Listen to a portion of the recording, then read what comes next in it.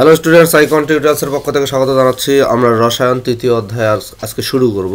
পদার্থের গঠন, তৃতীয় অধ্যায় হলো পদার্থের গঠন। তো এই অধ্যায়ের আজকে প্রথম ভিডিওতে আমরা যে বিষয়গুলো আলোচনা করব সেগুলো আমি তুলছি এখানে। দেখো, মৌলের প্রতীক, পরমাণুর কণিকা সমূহ, পারমাণবিক সংখ্যা, ভর সংখ্যা, পরমাণুর পরিচিতি এবং আইসোটোপ, এই বিষয়গুলো আমরা চেষ্টা করব আলোচনা করার এই ভিডিওতে। যাই হোক, মৌল খুবই সহজ কথা। মৌল বলতে আসলে মৌলিক পদার্থের কথা বলা হচ্ছে। মৌলিক পদার্থ হলো যে পদার্থকে বিশ্লেষণ করলে বা ভাঙলে ওই পদার্থ ছাড়া অন্য কোনো পদার্থ পাওয়া যায় না, তাকে মৌলিক পদার্থ বলে। আমরা জানি যে মৌলিক পদার্থ 118টি, ঠিক আছে? পর্যায় সারণীতে 118টি মৌলিক পদার্থ আছে। ওগুলোই হলো মৌলিক পদার্থ। আমি দু একটা নাম বলি, যেমন অক্সিজেন, তারপরে হাইড্রোজেন, তারপরে হলো ক্লোরিন, তারপরে সোডিয়াম, তারপরে পটাশিয়াম। এরকম মৌলিক পদার্থ 118টি আছে। তাহলে মৌলিক পদার্থ আমরা বুঝতে পারলাম। এগুলো আমরা আগে থেকেই কিন্তু এই বিষয়টা জানি যে মৌলিক পদার্থ হলে যে পদার্থকে ভাগ করলে বা বিশ্লেষণ করলে ওই পদার্থ ছাড়া অন্য কোনো পদার্থ পাওয়া যায় না। আচ্ছা, মৌলের প্রতীক হলো মৌলের একটা পূর্ণ নাম আছে, ওই নামের সংক্ষিপ্ত রূপকে বলা হয় মৌলের প্রতীক। কি বললাম? মৌলের পুরো নামের সংক্ষিপ্ত রূপকে বলা হয় প্রতীক। সংক্ষিপ্তভাবে প্রকাশের যে সিস্টেম, সেটাই হলো প্রতীক। যেমন অক্সিজেনের প্রতীক, অক্সিজেনের পূর্ণ নামটা হলো অক্সিজেন, তাই না? অক্সিজেন এরকম বানান বোঝায়। যাই হোক, কিন্তু এর প্রতীক হলো ও, প্রথম অক্ষরটা। সাধারণত ইংরেজি নামের প্রথম অক্ষরটাই হলো প্রতীক ম্যাক্সিমাম ক্ষেত্রে। যেমন হাইড্রোজেনের প্রতীক হলো এইচ, এটা হলো হাইড্রোজেনের প্রতীক। কিন্তু ক্লোরিনের প্রতীক হলো Cl, প্রথম অক্ষরের সঙ্গে আরেকটা অক্ষর, ঠিক আছে? কার্বনের প্রতীক হলো C, আর ক্লোরিনের হলো Cl। কার্বনের, তাহলে যদি আমরা ক্লোরিনের প্রতীকটাও C নেই, তাহলে কার্বন এবং ক্লোরিন একই হয়ে যায়। যাতে প্রতীকটা আলাদা করার জন্যই আর কি, এটা ইউনিক করার জন্য, প্রত্যেকটা প্রতীক যেন ইউনিক হয়, আলাদা হয়, সেই জন্য ওর সঙ্গে আরেকটা অন্য বর্ণ নেওয়া হলো। আবার ক্যালসিয়ামের প্রতীক দেখো Ca, ক্যালসিয়ামের প্রতীক, ঠিক আছে? আবার কিছু মৌলের প্রতীক ল্যাটিন নাম থেকে নেওয়া হয়েছে। যেমন সোডিয়ামের ল্যাটিন নাম হলো নাট্রিয়াম থেকে নেওয়া হয়েছে Na, ঠিক আছে? পটাশিয়ামের ল্যাটিন নাম হলো ক্যালিয়াম থেকে নেওয়া হয়েছে K। বুঝতে পারছো? তাহলে মৌলের প্রতীকগুলো কীভাবে নেওয়া হয়? প্রথমত ইংরেজি নামের প্রথম অক্ষর, অথবা প্রথম অক্ষরের সঙ্গে অন্য আরেকটি অক্ষর, অথবা ল্যাটিন নামের প্রথম অক্ষর, অথবা ল্যাটিন নামের প্রথম অক্ষরের সঙ্গে অন্য কোনো অক্ষর। এই হলো মৌলের প্রতীকগুলো লেখার সিস্টেম, ঠিক আছে? তো প্রতীকগুলো আমরা জেনে নেব, ঠিক আছে? মৌলের প্রতীকগুলো আমরা মোটামুটি যেগুলো তোমাদের বইয়ে আছে এগুলো একটু দেখে নিবা, ঠিক আছে? এখন আসি পরমাণুর কণিকা সমূহ। একটা পদার্থ অণু দ্বারা গঠিত, অণু আবার পরমাণু দ্বারা গঠিত। আমরা একটা পদার্থকে যদি ভাগ করি আমরা কি পাবো? অণু পাবো। এবং অণুগুলোকে যদি আবার ভাগ করি তাহলে পরমাণু পাবো। আবার এই পরমাণুকে যদি ভাগ করি, একটা পরমাণু আছে, পরমাণুটাকে যদি তুমি ভাগ করো বা বিশ্লেষণ করো, তাহলে কি পাওয়া যাবে? সেটা তাহলে কিন্তু কণিকা পাওয়া যাবে, মৌলিক কণিকা পাওয়া যাবে। কি পাওয়া যাবে? কণিকা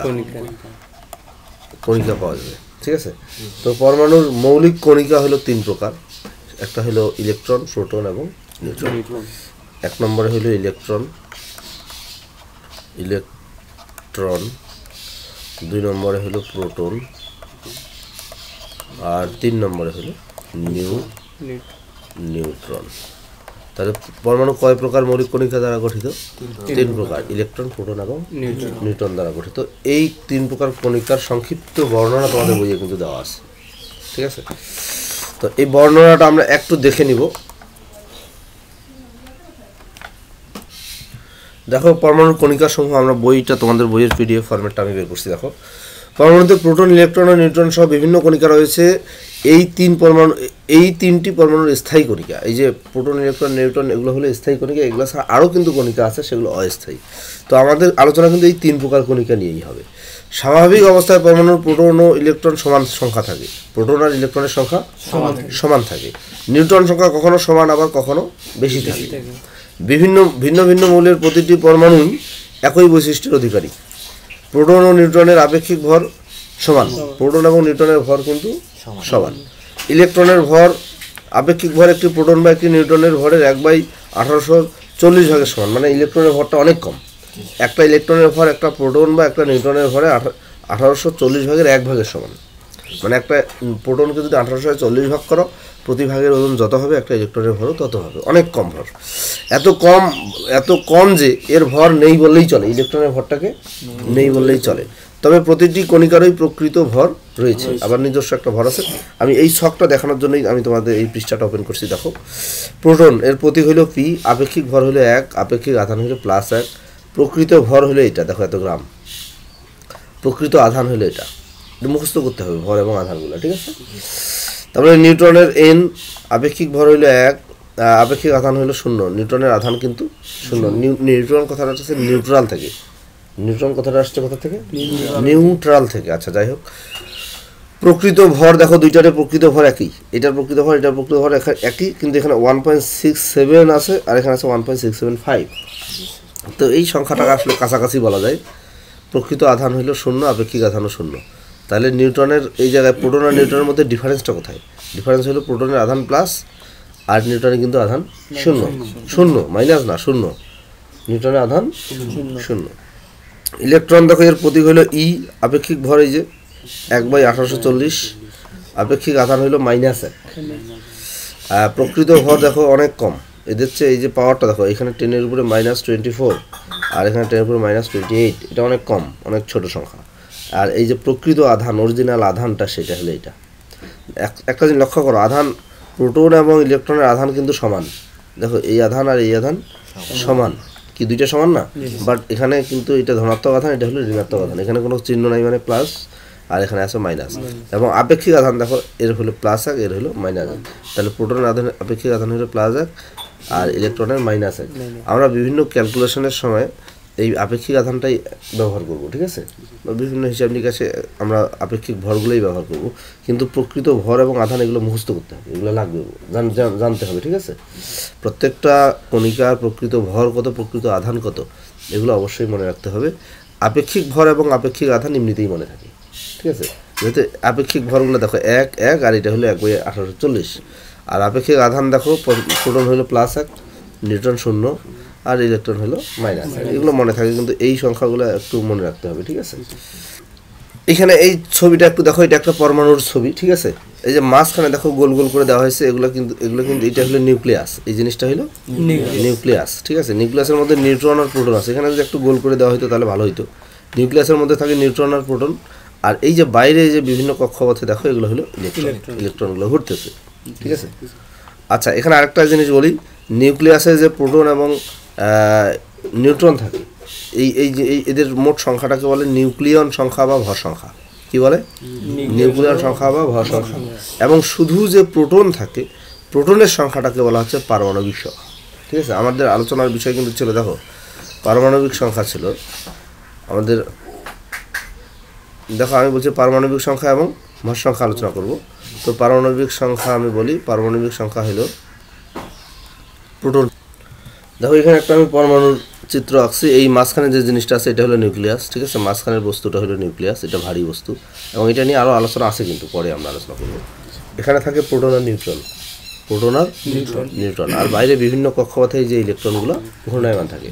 তো পারমাণবিক সংখ্যা কি হলো, দেখো পারমাণবিক সংখ্যা বলতে আসলে কি বোঝায়? পারমাণবিক সংখ্যা বলতে প্রোটনের সংখ্যা, মনে করো একটা মৌলের পারমাণবিক সংখ্যা 6, তার মানে বুঝতে হবে তার প্রোটন আছে 6টা, প্রোটন আছে 6টা, কি বুঝতে পারছো? আচ্ছা, ভর সংখ্যা হলো প্রোটন এবং নিউট্রনের মোট সংখ্যা, নিউট্রন এবং প্রোটনের মোট সংখ্যা, বুঝতে পারছো? এবং নিউট্রন এবং প্রোটনগুলো কোথায় থাকে? নিউক্লিয়াসে থাকে। প্রোটন এবং নিউট্রনের মোট সংখ্যাকে বলা হচ্ছে ভর সংখ্যা, আর শুধু প্রোটনের সংখ্যাকে বলা হচ্ছে পারমাণবিক সংখ্যা। এবং এই পারমাণবিক সংখ্যাকে প্রকাশ করা হয় জেড অক্ষর দ্বারা, এটাকে প্রকাশ করা হয় জেড অক্ষর দ্বারা, আর এটাকে প্রকাশ করা হয় ই অক্ষর দ্বারা, ঠিক আছে। তাহলে জেড মানে হলো কি? পারমাণবিক সংখ্যা। জেড বলতে আসলে প্রোটনের সংখ্যা, আর এ মানে হলো ভর সংখ্যা, তার মানে প্রোটন এবং নিউট্রনের মোট সংখ্যা, কি বুঝতে পারছো? এবং একটা পরমাণু লেখার সিস্টেম আছে, লেখার সিস্টেমটা আমি বলি। এই যে এক্স, পরমাণুর পরিচিতি বলতে আমি যে একটা টপিক লিখছিলাম যে পরমাণুর পরিচিতি, এখানে এক্স লেখা হলো, এটা হলো পরমাণুর প্রতীক, মনে করি এক্সটা হলো প্রতীক। নিচে লেখা হয় জেড মানে পারমাণবিক সংখ্যা, এই উপরে লেখা হয় এ মানে হলো ভর সংখ্যা।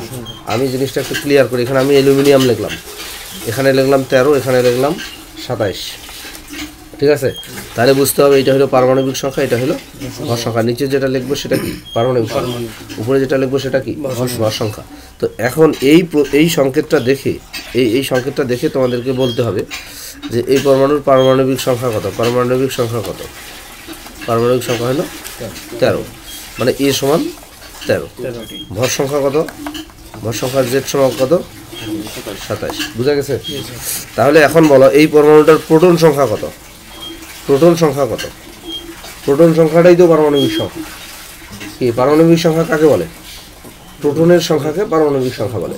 তাহলে এখানে পারমাণবিক সংখ্যা কত আছে 13, পারমাণবিক সংখ্যা যেহেতু 13 তাহলে প্রোটনের সংখ্যাটাও হইল 13, বুঝা গেছে কথা? পারমাণবিক সংখ্যা মানেই তো প্রোটন সংখ্যা। পারমাণবিক সংখ্যা কাকে বলে? কোনো মৌলের নিউক্লিয়াসে অবস্থিত প্রোটনের সংখ্যাকে পারমাণবিক সংখ্যা বলে। তাহলে এর যেহেতু প্রোটন পারমাণবিক সংখ্যা 13, তার মানে প্রোটন হলো 13। আর 27 এটা কি বললাম? ভর সংখ্যা। ভর সংখ্যা বলতে আমরা কি বুঝি? প্রোটন এবং নিউট্রন দুইটা মিলেই হলো ভর সংখ্যা, আর শুধু প্রোটন হইল পারমাণবিক সংখ্যা। এখন দেখো তাহলে এই প্রোটন এবং নিউট্রন দুইটার যোগফল হলো 27, আর শুধু প্রোটন হলো 13। তাহলে এখন নিউট্রন কয়টা হবে বলো তো? এইটা থেকে এটা বিয়োগ হবে। এখানে কি আছে? এই 27-এর মধ্যে কি কি আছে? 27-এর মধ্যে প্রোটন এবং নিউট্রন আছে, আর এই 13 বলতে আসলে এই 13টা কি? প্রোটন। তাহলে এই 27 থেকে এই 13 মানে প্রোটনটা বাদ দিলে কি থাকবে? নিউট্রন থাকবে। বুঝো না এই কথা? এই যে 27, এই 27 বলতে কি? এটা ভর সংখ্যা। এখানে কি কি আছে? প্রোটন এবং নিউট্রন আছে। আর এখানে কি কি আছে? শুধু প্রোটন আছে। তাহলে এই শুধু প্রোটনটা যদি এখান থেকে বিয়োগ করে দিই তাহলে নিউট্রনের সংখ্যাটা বের হবে না? তাহলে নিউট্রনের সংখ্যা যদি বের করতে চাও, নিউট্রনের সংখ্যা বের করতে চাইলে তোমাকে বিয়োগ করতে হবে এ থেকে, মানে ভর সংখ্যা থেকে পারমাণবিক সংখ্যাটা বিয়োগ করতে হবে। মানে 27 থেকে 13 বিয়োগ করতে হবে 14, তাহলে নিউট্রনের সংখ্যা 14। এই পরমাণুটাতে নিউট্রনের সংখ্যা তাহলে কত? 14। ইলেকট্রনের সংখ্যাটা কত হবে চিন্তা করো। ইলেকট্রনের সংখ্যা আমি বলছি যে পরমাণুতে প্রোটন জয়টি থাকে, ইলেকট্রনও তৈরি থাকে। প্রোটন এবং ইলেকট্রনের সংখ্যাটা অলওয়েজ সমান হয়। তাহলে প্রোটনের সংখ্যাটা কত ছিল? 13, তাহলে ইলেকট্রনের সংখ্যাও হবে 13। কি বুঝতে পারছো? তাহলে এই যে নিচে যে সংখ্যাটা লেখা থাকে এটা পারমাণবিক সংখ্যা, মানে এটা প্রোটনের সংখ্যা, আর প্রোটনের সংখ্যা যত ইলেকট্রনেরও সংখ্যা তত। আর উপরে যেটা থাকে সেটা ভর সংখ্যা। এখানে প্রোটন এবং নিউট্রন থাকে। প্রোটন এবং নিউট্রন থেকে যদি আমি নিচেরটা বিয়োগ করে দিই তাহলে নিউট্রনের সংখ্যাটা পেয়ে যাব। ভর সংখ্যা থেকে পারমাণবিক সংখ্যা বিয়োগ করলে আমরা নিউট্রনের সংখ্যাটা পেয়ে যাব। কি বুঝতেছো কথা? আমরা দু একটা এরকম আরো পরমাণু সংখ্যা লিখবো। আমি তিনটা পরমাণু লিখছি। দেখো, তিনটা পরমাণুর পরিচিতি লিখছি। প্রথম যে পরমাণুটা লিখছি সেটা দেখো, এটার পারমাণবিক সংখ্যা কত? পারমাণবিক সংখ্যা 6, ভর সংখ্যা কত? 12। আর এর প্রোটন সংখ্যা কত? এর প্রোটন সংখ্যা হলো 6, আর নিউট্রন সংখ্যা কত? এটা থেকে বিয়োগ হবে, বিয়োগ হবে না? 12 থেকে 6 বিয়োগ করলে কত হয়? 6 হয়। ভর সংখ্যা থেকে পারমাণবিক সংখ্যাটা বিয়োগ করতে হবে। আর ইলেকট্রন সংখ্যা কিন্তু প্রোটন সংখ্যা যত ততই।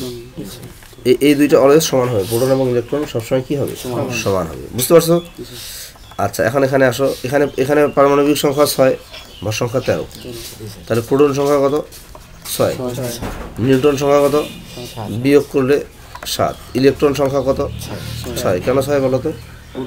প্রোটন যত ইলেকট্রনও তত। কি ক্লিয়ার? তারপরে লাস্ট যে পরমাণুটা আছে সেটাতে আসি। সেটাতে দেখো পারমাণবিক সংখ্যা 6, ভর সংখ্যা 14। তাহলে প্রোটন কয়টা? 6টা। নিউট্রন কয়টা? এটা বিয়োগ করো 8টা। হ্যাঁ, ইলেকট্রন কয়টা? 6টা। আচ্ছা, তাহলে আমি যে তিনটা পরমাণু এখানে লিখলাম, লক্ষ্য করো এটাও কার্বন, এখানেও সি লিখছি, এখানেও সি লিখছি, এখানেও সি লিখছি, এগুলো সব কিন্তু কার্বন। সবগুলো কি কার্বন? তো এদের সবার পারমাণবিক সংখ্যা কিন্তু একই। পারমাণবিক সংখ্যা সবার একই না? দেখো, এটারও পারমাণবিক সংখ্যা 6, এটারও পারমাণবিক সংখ্যা 6, এটারও পারমাণবিক সংখ্যা 6, বাট এদের ভর সংখ্যাগুলো আলাদা। ভর সংখ্যাগুলো আলাদা। আবার এখানে লক্ষ্য করো প্রোটন সংখ্যা সবারই 6, প্রোটন সংখ্যা সবারই 6, কিন্তু নিউট্রন সংখ্যাগুলো আলাদা। দেখো, নিউট্রন সংখ্যাগুলো আলাদা। এই ধরনের পরমাণুকে পরস্পরের আইসোটোপ বলে। কি বলে? আইসোটোপ। আইসোটোপ জিনিসটা বুঝছো? যে সকল পরমাণুর পারমাণবিক সংখ্যা একই কিন্তু ভর সংখ্যা ভিন্ন, তাদেরকে পরস্পর আইসোটোপ বলে। মনে থাকবে। বা যে সকল পরমাণুর নিউক্লিয়াসে প্রোটন সংখ্যা সমান। দেখো, প্রোটন সংখ্যা কি? সমান। এই লাইন, এটা লক্ষ্য করো, প্রোটন সংখ্যা সমান। কিন্তু নিউট্রন সংখ্যা ভিন্ন, তাই না? নিউট্রন সংখ্যা ভিন্ন না? এই যে নিউট্রন সংখ্যাগুলো লক্ষ্য করো, এই যে এগুলো হলো নিউট্রন সংখ্যা, এগুলো ভিন্ন। তাহলে যে সকল সংখ্যা পরমাণুর নিউক্লিয়াসের প্রোটন সংখ্যা সমান কিন্তু নিউট্রন সংখ্যা ভিন্ন, অথবা পারমাণবিক সংখ্যা সমান কিন্তু ভর সংখ্যা ভিন্ন, তাদেরকে পরস্পর আইসোটোপ বলে। এই যে কার্বনের আমি এখানে 3টা আইসোটোপ লিখছি, বুঝতে পারছো? আইসোটোপ জিনিসটা কি ক্লিয়ার? আরও দু একটা লিখি, যেমন হাইড্রোজেন আছে, দেখো হাইড্রোজেনে এখানে 1 লিখলাম, এখানেও 1, আরেকটা হাইড্রোজেন লিখছি, এখানে 1, এখানে 2, এখানে 1, এখানে 3। লক্ষ্য করো, এই হাইড্রোজেনের পারমাণবিক সংখ্যা 1, এটারও 1, এটারও 1, কিন্তু ভর সংখ্যা কত? এটার ভর সংখ্যা 1, এটা 2, এটা 3। তাহলে পারমাণবিক সংখ্যাটা একই, কিন্তু ভর সংখ্যাটা আলাদা, এটাকে পরস্পর আইসোটোপ বলে। আচ্ছা, এটার প্রোটন কয়টা? একটা। নিউট্রন কয়টা? নিউট্রন একটা। কিভাবে হলো? নিউট্রন এখানে এই ভর সংখ্যা থেকে পারমাণবিক সংখ্যা বিয়োগ করতে হবে, বিয়োগ করে যত হবে নিউট্রন সংখ্যা তত হবে। তো বিয়োগ করলে কত হয়? 0 হয়, নিউট্রন নাই, ঠিক আছে? আর ইলেকট্রন একটা হবে, ঠিক আছে? এটাতে আসো, এটাতে প্রোটন হলো একটা, নিউট্রনও একটা। কীভাবে? 2 থেকে 1 বিয়োগ করলে 1, ইলেকট্রনও হলো একটা। এটাতে আসো, প্রোটন একটা, নিউট্রন হলো 2টা, ইলেকট্রন হলো একটা, বুঝতেছো? তাহলে এই যে পরমাণুগুলো দেখো, প্রোটন সংখ্যা কিন্তু 1, সবারই প্রোটন সংখ্যা 1, নিউট্রন সংখ্যা কিন্তু ভিন্ন ভিন্ন, এখানে 0, এখানে 1, এখানে 2, এদেরকে পরস্পর আইসোটোপ বলা হয়। তাহলে আইসোটোপ জিনিসটা কি ক্লিয়ার? যে সকল পরমাণুর পারমাণবিক সংখ্যা একই কিন্তু ভর সংখ্যা ভিন্ন, অথবা প্রোটন সংখ্যা একই কিন্তু নিউট্রন সংখ্যা ভিন্ন, তাদেরকে পরস্পরের আইসোটোপ বলা হয়। এবং এগুলো হলো হাইড্রোজেনের আইসোটোপ। এরা কার আইসোটোপ? হাইড্রোজেনের আইসোটোপ। এই আইসোটোপগুলো আবার নাম আছে, যেমন প্রথম যেটা আছে এটা হলো হাইড্রোজেন, প্রথমটা হলো হাইড্রোজেন, দ্বিতীয়টাকে বলে ডিউটেরিয়াম। কি বলে? ডিউটেরিয়াম। আর এই তৃতীয় যেটা 3 পারমাণবিক ভর, যে ভর সংখ্যা যেটা 3, এটাকে বলে ট্রিটিয়াম, আর এটাকে বলে ডিউটেরিয়াম। এটা হলো ডিউটেরিয়াম, এটা হলো হাইড্রোজেন, ডিউটেরিয়াম, ট্রিটিয়াম, ঠিক আছে? বা এটাকে প্রোটিয়ামও বলে, হাইড্রোজেনটাকে প্রোটিয়ামও বলা হয়, ঠিক আছে? তো যাই হোক, তোমরা এই বিষয়গুলো একটু পড়ে নিবা, হ্যাঁ, আইসোটোপ পর্যন্ত সব বিষয়গুলো একটু পড়ে নেবা। আমরা নেক্সট ভিডিওতে ইনশাআল্লাহ বাকি বিষয়গুলো আলোচনা করব। Thank you.